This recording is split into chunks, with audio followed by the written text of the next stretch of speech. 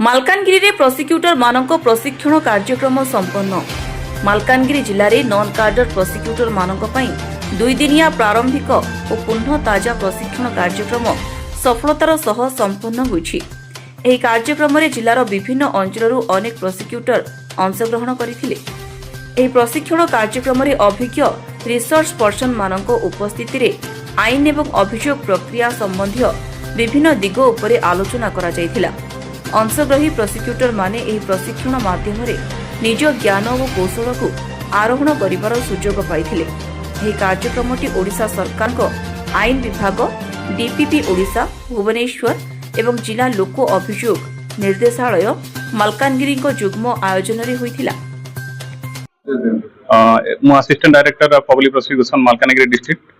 Actually आज 11-12 2 दिन माने आमर नॉन कैडर जो माने न्यूली रिक्रूट होइछन्ती से मानको ट्रेनिंग देबा पई सेशनटा हेछि। केमिति आमे लोक को न्याय प्रदान करिवा आउ आमर इन्वेस्टिगेशन आउ लॉ प्रोसिक्यूशन केमिति मिली माने परिपूरक से हिसाब रे आमे माने लोक को जेमिति न्याय दे परिवा सेति पई हम आज 2 दिन ट्रेनिंग हमर अनुष्ठित होइछि।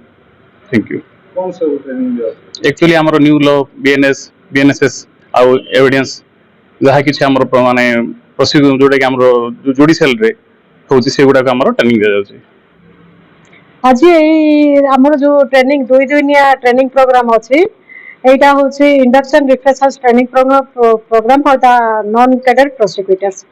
आउ आमर law department Odisha government of Odisha law department आउ आमर डायरेक्टर ऑफ पब्लिक प्रोसिक्यूशंस जो अछि तांको अनुकूल्य रे ए प्रोग्राम का हिची।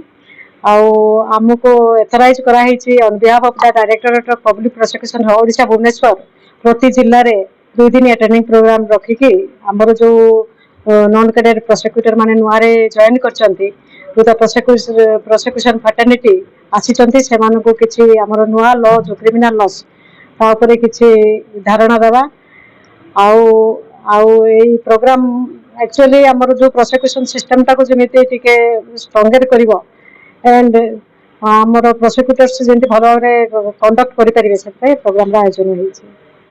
मालकानगिरी सुकुमार मंडल को रिपोर्ट टाइम्स 1 ओडिया।